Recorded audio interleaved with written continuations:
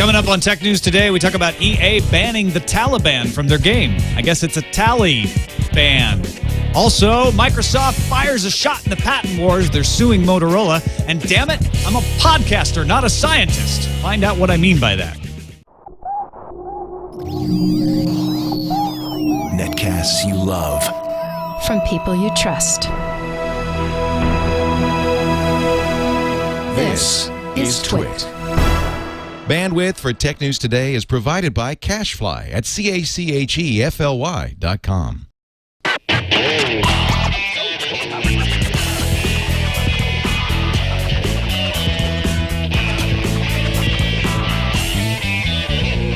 This is Tech News Today for Friday, October 1st, 2010. Tech News Today is brought to you by Mailroute.info. Mailroute is a secure hosted service that provides enterprise-grade virus and spam filtering to companies of any size. Try it right now absolutely free at Mailroute.info. Welcome to Tech News Today. I'm Tom Merritt. I'm Sarah Lane. He's Jason Howell, and this sorry. is the show where we kick around the tech news of the day along with you to try to make sense of it all. I was waiting for Jonathan, our guest host, to introduce himself. Joining us from the Tech Stuff Podcast is Mr. Jonathan Strickland. Woohoo! Yeah. Hello. Strickland. It is very good to have you with us. Thanks for taking time to stay late on a Friday. I know out in the East Coast it's getting into the evening. This is true. No, it's my pleasure. I would never complain about such a thing. Not during the show, anyway. Let's move on to our first story. Logitech sent out some invites. I guess there's going to be an announcement in San Francisco and New York on October 6th, unveiling their Google TV lineup. That scoops Sony.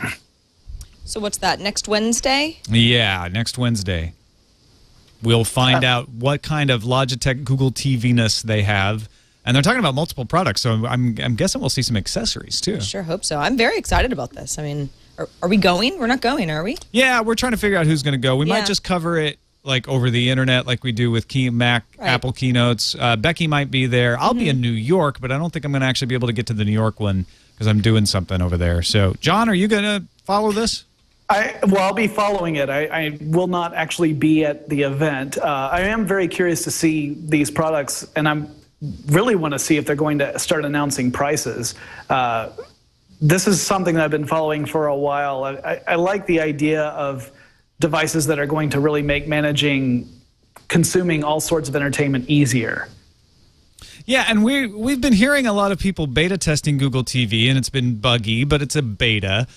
So it would be interesting to get release dates to know, like, okay, how close are they? Because if it's buggy and they're not going to release it until March, well, that's probably fine. If it's buggy and they say, and it's coming November 1st, that doesn't sound as good. Yeah, that definitely raises some concerns. I mean, plus, of course, you've still got all the jokes about Google products being in beta for, Ever. 2 or 3 years. Yeah, exactly. But, this is their opportunity to really show this technology off in a wider range than they have before. I'm really I'm eager to see what they come up with and what these products can actually do. And then I'm actually really curious to see what Sony's response is going to be. Yeah, we're going to get Logitech on October 6th, Sony on October 12th. So by the end of October, we're going to know a lot about what's happening with Google TV. Also, I'd love to know what's included in the line of products. All the products. Yeah, because Logitech's saying we got products. Speakers, it's not just a box, right? Remotes, yeah. What are all the things that? Can you figure? You have an event, got 5 things maybe, 2. I don't know. Well, we will see. We'll find out. Meanwhile, Microsoft is going after Motorola for patent infringement. Microsoft alleges Motorola infringes on 9 smartphone patents involving such things as syncing and notifying apps of signal strength and battery strength. In addition to the lawsuit in U.S. District Court, Microsoft also filed a complaint with the International Trade Commission. Microsoft says, well, we're going to charge a licensing fee for our mobile software to indemnify people against patent infringement. And on the other hand, they're going after one of the more prominent makers of Android handsets for patent infringement. So is this sort of a gangster technique? Well, it's like Microsoft has figured out how to cover HTC against Apple, right? But Motorola isn't doing anything with Windows. So Microsoft's mad at Motorola. Yeah. Yeah, not yet. Motorola has responded saying, "We have a leading intellectual property portfolio, one of the strongest in the industry. The company will vigorously defend itself in this matter." Yeah, suing over patent infringement has become the new black. Also, contact syncing, battery strength, really? This is the patent world in which we live. Yeah, those could totally be problems. Motorola does have deep patent. And this is the way patents work. Patents don't work by saying, hey, I invented that thing that you're using, Sarah. You need to stop it or give me money. Patents work by, I sue you, you sue me. It's like a war. But why isn't Microsoft suing Google? I mean, it's the Android that they're upset about. Because Google got the deep pockets and the big paid lawyers. Deep patent pockets. So Microsoft, they're bullying the people that they can win the fight. They think they can come to a settlement. And you start small, right? I mean, not that Motorola's super small, but... You start with the people you think you can get an agreement out of. The little scrappy droid guys. They can't take us. We're Microsoft. Google, that's another matter. Google, you're big. We're scared of you. Meanwhile, Samsung is doing exactly what Microsoft would like. Samsung is ditching Symbian devices. They say they will not be putting out any more devices on Symbian. Bad news for Nokia. They've declared their love for Windows Phone 7. And meanwhile, Wall Street Journal reports that AT&T will announce phones on November 8th, including some from Samsung. Actually, they'll announce the phones on October 11th. They should deliver on November 8th, including some from Samsung. And Samsung's going to make the Tab go on sale November 1st in the UK, so we don't have a price for that. So lots of stuff going on with Samsung. They're on the rise. They're all over the place. Are you going to get a Galaxy Tab? I know you were excited about it. I would like to. Yeah, I'm still waiting on a price though. Yeah. I mean, I'm leaning towards it. What about you, John? Yeah, actually, the Galaxy Tab is the first tablet device I've seen that I've been tempted to get. I still don't have a reason to get one. This is one of those things that's been plaguing me since the iPad really made it big, is that I like the form factor as, you know, in concept, but I can't really think of a reason to use it.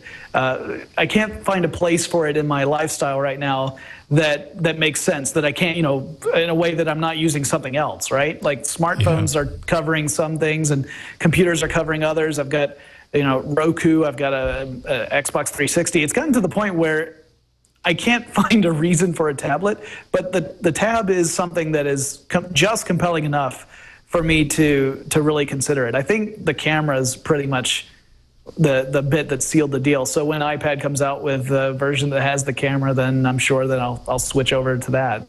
Yeah, tablets don't really seem like they have a specific use that you have to get them for, but anyone that gets them finds plenty of uses for them. Absolutely. And then after using it that way, it's almost like they can't go back. There was an MPD study out today that said that basically 83% of the people who bought the iPad didn't buy it to replace anything. They just bought it to have it because it was cool. Although the iPad, before I didn't purchase one, TWiT did, but before I had it, I felt the same way. I mean, what am I really going to do on this thing? But now I just prefer to do certain tasks on my iPad rather than anywhere else because I have the option. It's not necessary, but the option's there. All right, now, are we also excited about these Samsung Windows Phone 7 handsets? Mike, because Samsung is. I need to see them. I haven't really had a hands-on with Windows Phone 7 at all, so I'm really curious to see how it stacks up compared to other big smartphone OSs out there. Like, how does it stack up against Android? How does it stack up against iOS? What's the experience like? Is it going to be easy enough for the general consumer to really dive into it? Because right now, what we have is we've got the iOS, which is incredibly easy to learn. I mean, there's really nothing to it from a learning curve standpoint. Then you have Android, which I've always explained to people as you get out of it what you put into it. You have to be willing to put effort into the OS for it to really pay off for you. And I'm wondering where Windows Phone 7 falls within that. And Samsung obviously delivering not a death blow, but a hurtful punch to Symbian. Yeah, I think it would take a lot to give a death blow to Symbian. It's still a very popular OS. In fact, isn't it still the most popular OS worldwide? Most widespread, yeah, definitely. Yeah. Samsung is actually still a member of the Symbian Foundation, but they're closing their forum and they're not going to make any more phones with it. So it's not looking good for Symbian. Even that this is the same problem with Nokia. Nokia is the most widespread phone maker, but they just keep going down and down and down. They're not growing anymore. They're not moving in the right direction, and so that's also bad news for Symbian. Let's take a quick break to thank our sponsor, mailroute.info. What they are is a company that gets rid of spam for you. Tom Johnson runs them. He's a friend of Leo Laporte, the guy who runs TWiT. He wrote Microsoft's hosted, not Leo, but Tom Johnson wrote Microsoft's hosted exchange service. You may have heard of it, FrontBridge. He moved on from Microsoft and then tried to write the ultimate spam solution. This is for companies. This is for businesses, great and small, or anybody really that runs their own mail server. If you run a mail server for multiple people, this is going to work for you. I just signed up for it. Leo's used it for 6 years. It blocks 96% of the email that comes to him, but that's all spam. It's let me see. It was 3.7 million messages last year that Leo got. MailRoute blocked 3.6 million of them. They're all spam. 96% of the mail was spam. And no false positives. They pride themselves on that. The server stays up 99.999%. You can sign up right on the website, mailroute.info. You don't have to sign up for a long-term contract. It's month to month, $2 per user per month. You can add outbound services for 50 cents per user per month. So if you run your own mail server for your family, you have multiple email accounts like I do, Subbrilliant.com has been essentially unusable for me for the past 10 years practically. So MailRoute, I just set up MailRoute on Subbrilliant. I'm going to be able to use it again. I've even got Google Apps for the domain. It works with that too. Subbrilliant's been unusable for 10 years. Subbrilliant.com email has. Yeah. I've just not used email on that domain. But now I can, thanks to mailroute.info. So set it up right now. Go to mailroute.info and you will get 10% off. Thanks for being a TWiT user. In fact, it says it right there on the website when you go. Verizon. We didn't talk about Verizon and all that cell phone-a-palooza. Has Verizon been left in the cold, Tom? Have they nothing to report of their own? Do you consider Android cold? Well, I consider Android an operating system best served cold. Because if it's hot, your phone might not work. Right. You might fry something. Yeah. Or it might hurt. Yeah. It's hard to pick up a hot Lawsuit phone. potential, though. Yeah. Totally. Believe me, Apple knows about that. I'm just trying not to quote Ricardo Montalban now. You mean Khan? Yes. It's very cold in space. And Gadget has got some leaks about the Verizon roadmap, and there's some interesting stuff in here, including the Motorola Venus with a portrait QWERTY keyboard and some of the first LTE tablets. LTE being the new fast 4G wireless service that Verizon is just beginning to roll out. Looks like we'll get the Motorola Venus in October. Verizon bills it as having a BlackBerry look and feel. They compare it to T-Mobile's Charm. We're also looking at the Motorola Stingray tablet coming in Q1 of 2011. I like that name.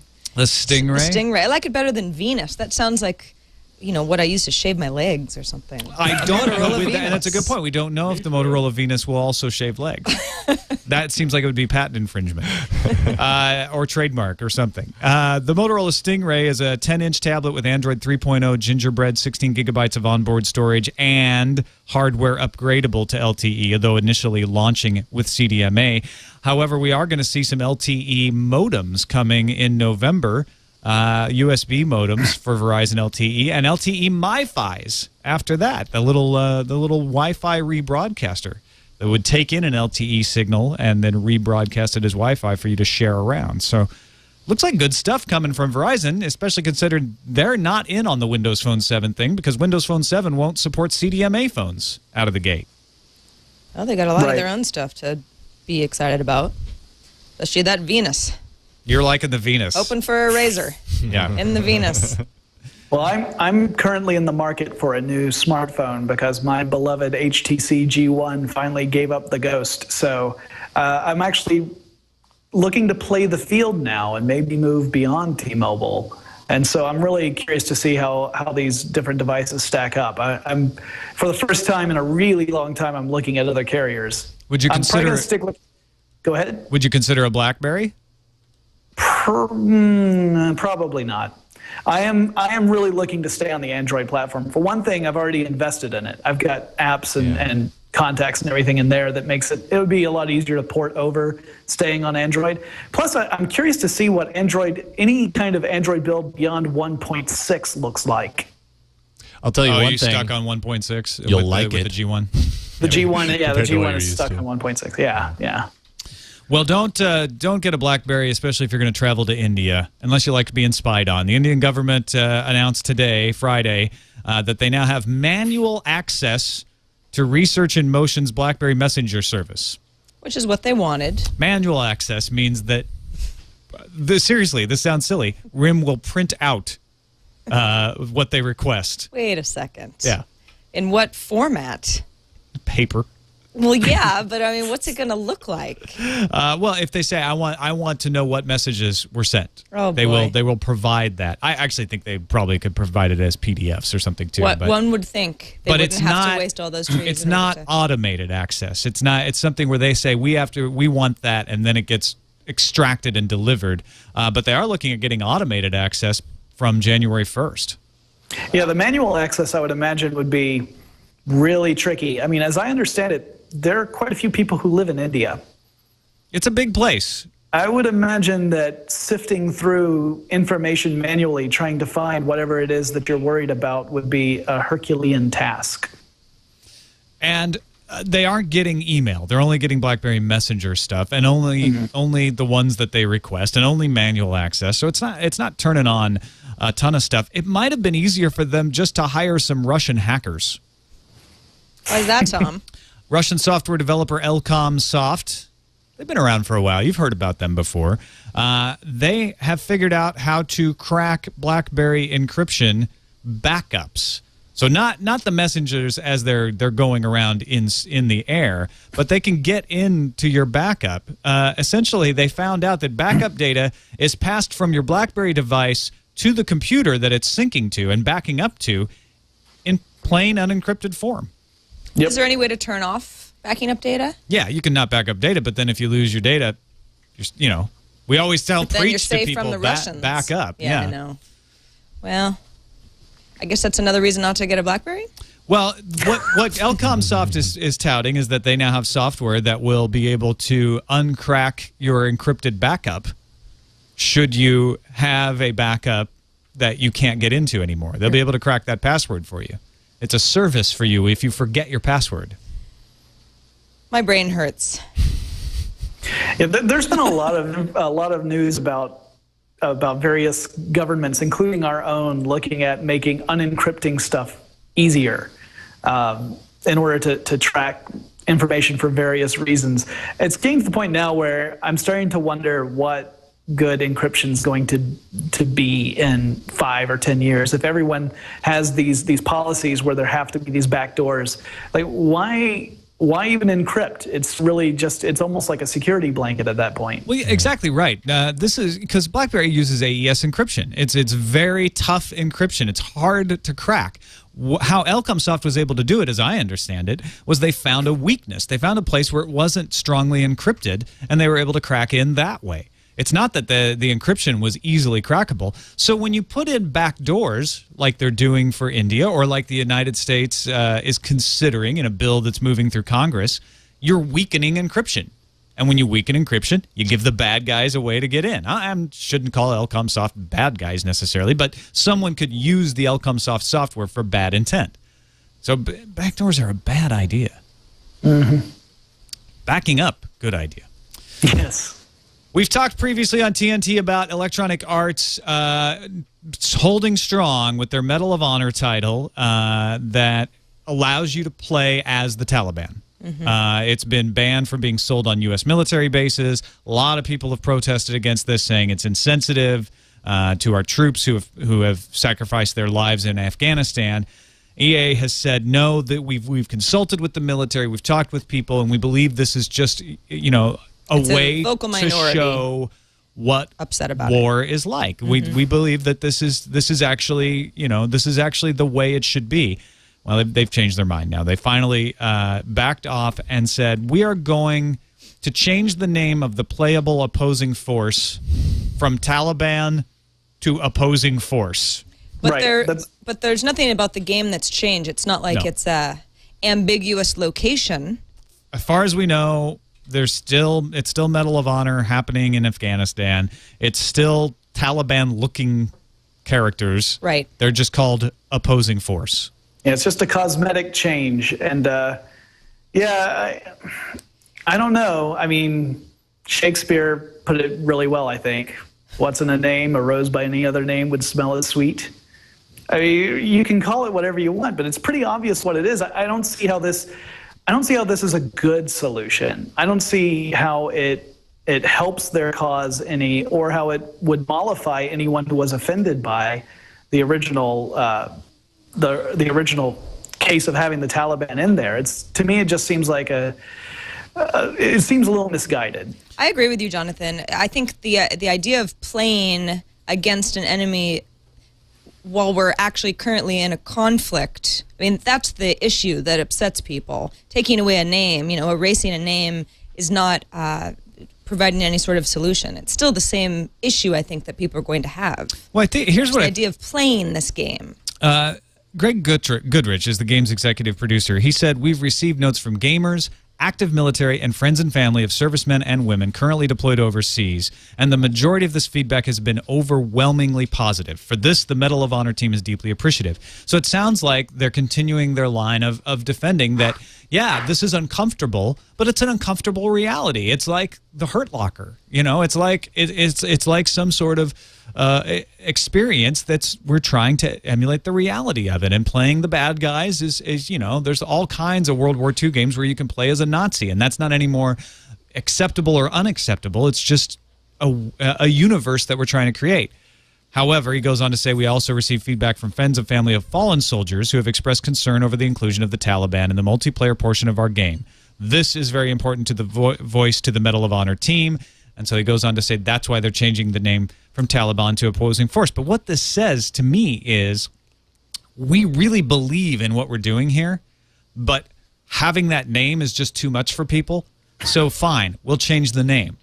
It doesn't change the underlying experience, we don't think, and it makes some people happy. I mean, if it makes people happy, then that's great. I just don't think they're really going to appease the people who are really upset about this. It's the concept. It's not the word Taliban that's upsetting people. Right, yeah. If I were one of the people who felt really deeply offended by the concept in general, I'm not entirely convinced that a name change would be enough to make me feel better about it. I mean, I'm not one of those people, but at the same time, I can empathize with them at least a little. This is a tricky situation, and the mentioning that it's an uncomfortable world and these games are trying to emulate that. The argument I always hear that comes back from that is, this is a game. Why does it have to be uncomfortable? Also uncomfortable is radiation. Boy, howdy. FCC, the FCC is quietly changing its longstanding recommendation that consumers concerned with cell phone radiation should purchase phones with lower SAR levels. They're not saying that anymore. In fact, the FCC has come out and said many people mistakenly assume that using a cell phone with a lower reported SAR value, that's the radiation value, necessarily decreases a user's exposure to RF emissions or is somehow safer than using a phone with a high SAR value.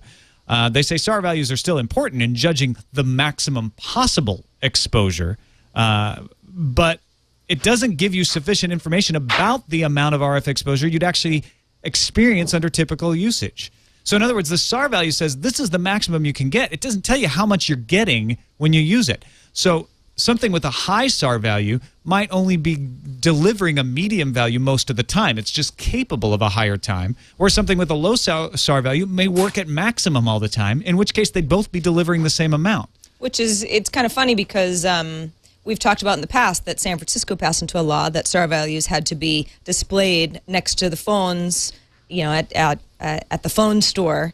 And what they're really displaying is potential SAR value, not actual SAR value. Right. So I'm sorry, but ultimately, there's also just the question of, does this radiation actually hurt you at all? And there's still not really a scientific consensus on that. Yeah, nobody knows. The evidence doesn't seem to suggest that there's any harm. But then again, there's the argument that the science itself is still pretty young. It's not like we have a lot of long-term cases that we can study.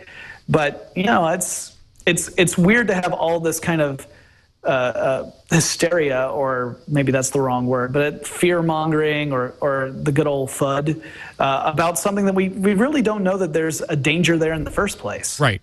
And to say we don't know there's a danger doesn't mean there's a likelihood of danger. It means that so far the science is either mixed or leaning towards there isn't an effect. Doesn't mean you shouldn't have any concern for it, but like anything else, there's not a black or white answer. And right now it leans slightly that way. So you should be careful. You probably should use a hands-free headset just to be safe.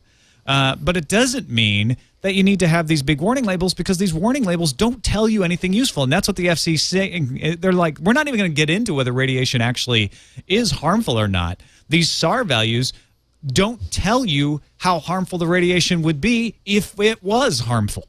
Why did the FCC quietly change these guidelines anyway? I mean, this seems like something, I mean, it's such a hot topic for so many folks because we don't really understand. Nobody wants maximum radiation if they can help it. I mean, why isn't this more of a PR push on the FCC's part? Because they probably are going to get a lot of backlash from the same folks who pushed for the labeling in San Francisco, saying, how dare you say this? You're endangering the populace. So they were hoping we wouldn't talk about it. Sorry. Yeah, we did. Yeah. All right, let's move on to the news fuse.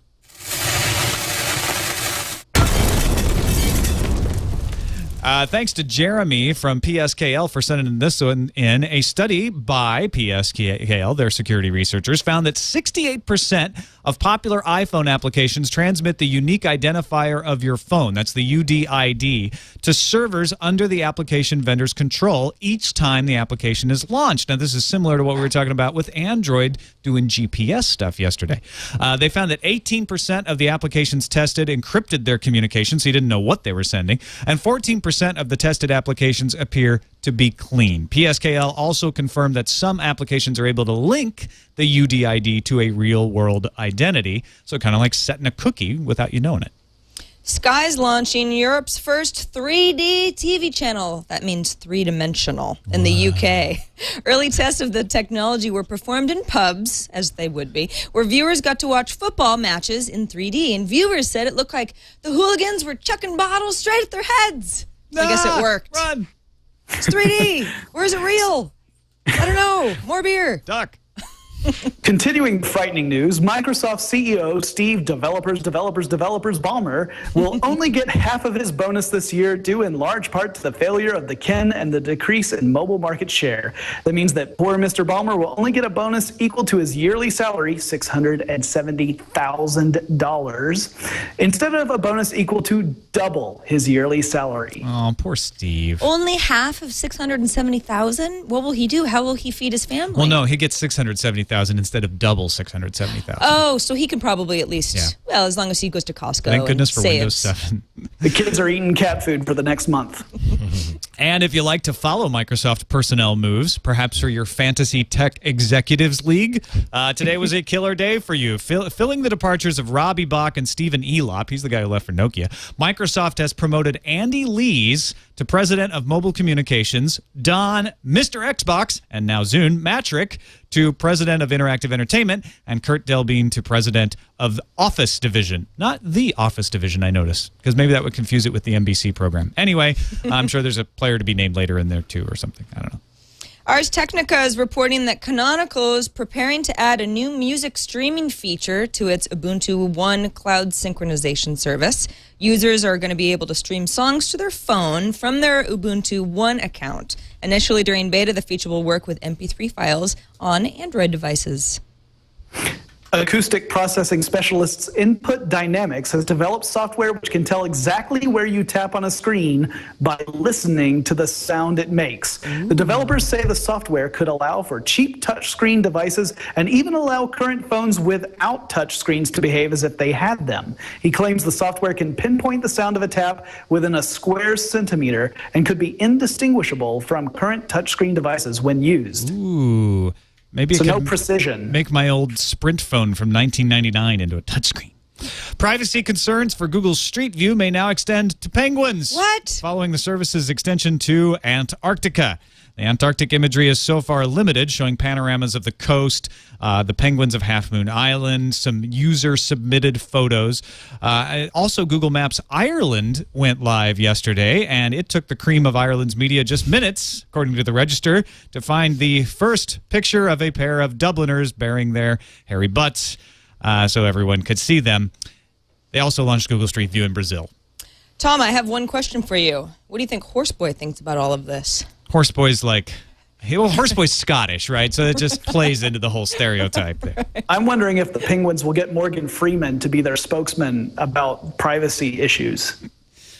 That's a March of the Penguins joke. You know, if you look at their Wi-Fi. If you look at the little Google Street View down in Antarctica, and you're moving around in 3D, 360-degree view, the little Google person is a penguin. Oh, instead of being a little yellow guy, looks like AIM guy, it's a penguin It's a little guy. penguin rather than a little man. That's cool. I know. Google's always, they're good with the details. Also, according to Google, the Android market is coming to 18 more countries, including Brazil, India, Mexico, Russia, and Sweden. Developers who make their applications available to all locations will be available to the new customers. Also, developers in 20 more countries will be allowed to sell paid apps in the marketplace, including Canada, Switzerland, and Taiwan. What do those three countries have in common? They can now sell paid apps in the marketplace. I don't know anything else. Snow falls in all of the countries. In Taiwan, there's some snow. I think yeah, on up the in mountains. The mountain. Yeah, right. Mhm. Sure. Yeah. Okay. There you Done. go. Done. Snow falling. It's like 6 degrees of Kevin Bacon right here, Nice. except not. 6 degrees of Taiwan bacon. The Ig Nobel Awards have been announced. John, are you familiar with the Ig Nobel Awards? I am very familiar with the Ig Nobel Awards. These are sort of tongue-in-cheek awards that are given to, let's say, eccentric scientific studies. Sometimes the study, at least at first blush, can seem unusual or unnecessary. Often it is very odd. But the awards are kind of meant not just tongue-in-cheek, but there is kind of a genuine a thank you to the scientific community for really pushing science in unusual directions. So we have the winners now, and Yes. it's funny to watch all the different web news outlets pick a different one to highlight. For instance, there was the engineering prize for a remote control helicopter way of collecting whale snot. There was the discovering the symptoms of asthma can be treated with a roller coaster ride, using a slime mold to determine optimal railroad routes. Now that's just cool. People slip and fall less when you put your socks on the outside of your shoes. That's true. Did you already know that? Well, you're from Idaho. Of course you knew that. Oh, yeah, we walk around with our socks on the outside of our shoes all the time. Oh, I thought you just put potatoes on the bottom of your feet. We hollow out a potato. And put Well, it that's on what each their foot. shoes are, and then they put socks on the outside Right, of that. right. It's very appealing. I didn't like the Public Health Prize, determining by experiment that microbes cling to bearded scientists. I'm not a scientist, so maybe it doesn't cling to me. How are you not a scientist? I am not I'm a podcaster. Damn it, I'm a podcaster, not a scientist. Come on. I feel like you're a scientist a little bit. Yeah, thanks. I still like the Peace That's all it Prize. takes. I like the Peace Prize I'm a a lot. scientist. What's the Peace Prize? Peace Prize was Richard Stevens of the United Kingdom and colleagues received the Peace Prize for confirming the widely held belief that swearing relieves pain. Oh, well, Yeah, I'd right. really let loose. We don't need to make Jason beep out everything with Yeah. our Yeah. pain-relieving efforts. I am in a lot of pain. But Jason has a headache today, and he swore earlier. Did it recede? the headache? I screamed the F word, and it hurt more, actually. Really? The act of yelling Well, you're just words. supposed to let the F word roll off your tongue. Just whisper That's it. what helps. It doesn't pain. matter how loud it is, but when you're swearing, you kind of feel the need to, go You over gotta the top. emphasize it. Yeah. Well, I'll try that later when we're not doing a show. Yep. Right now, it's time to look at the calendar. Yay, calendar. I want to wish 4chan, all of our friends at 4chan, a very happy 7th birthday, 4chan. There's more to 4chan than just Anonymous and the B-board, by the way. There's lots of stuff. I'm nothing bad about those, but those are the parts that get the press. There's also the G-board, and, there's lots of stuff. A lot of fantastic images on 4chan. 4chan brought us Rickrolling. That's right. For example. And Pedo Bear. Lolcats, I believe, started on 4chan originally. They wormed their way through there somehow. There's So a lot of the internet mystery. darlings have 4chan to thank. So happy birthday to you all. Please don't take down our server. iPads on sale at Target this Sunday, October 3rd. So if you're a Target customer, you can pick up an iPad when you stock up on toilet paper or whatever it is you're doing. Wash. And method hand wash. Maybe a shirt. Yeah. Pots and pans. I have jelly beans. bought some plates at Target just the other day. Microsoft's bringing back Windows 7 Family Packs also on Sunday. So Sunday's a big day. iPads, Microsoft, it's all good. Medal of Honor PC multiplayer beta starts Monday. That's October 4th. And Panasonic is teasing a 3.2 megapixel 13.2. Way more impressive. I want to swear, it hurts. 13.2 megapixel Lumix phone on October 5th. Unveiling. Good stuff going on there. 3.2 megapixel. Wow. That's a mega difference. I would actually be more impressed. This is TNT What for are they doing? $19.99. All right, let's move on to our voicemails. 260-TNT show is the number to call, or you can email us an attachment like our first caller did. Hello, TNT crew. This is the angry German from Austria.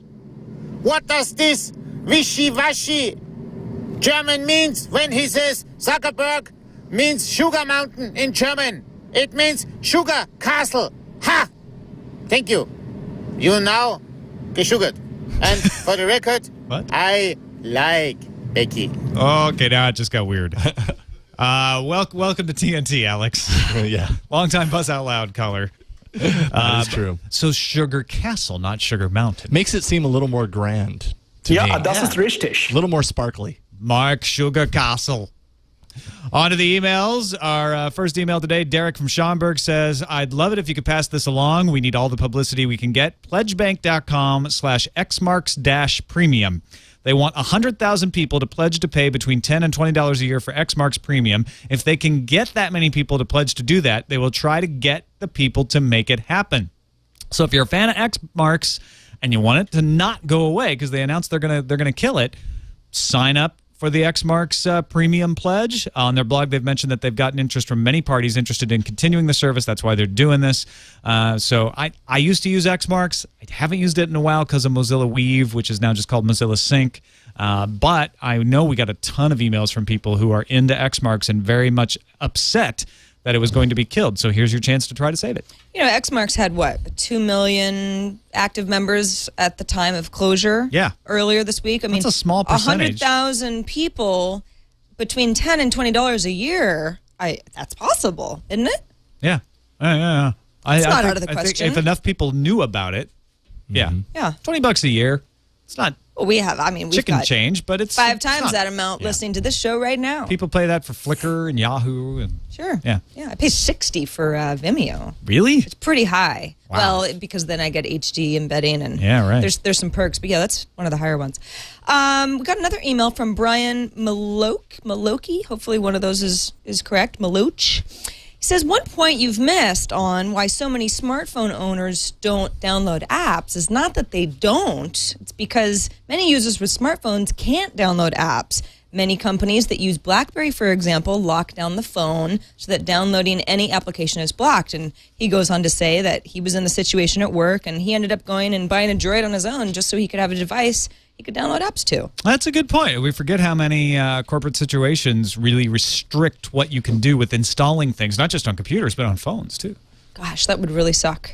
It's nice to have the ability to be able to download the apps that I want. But yeah.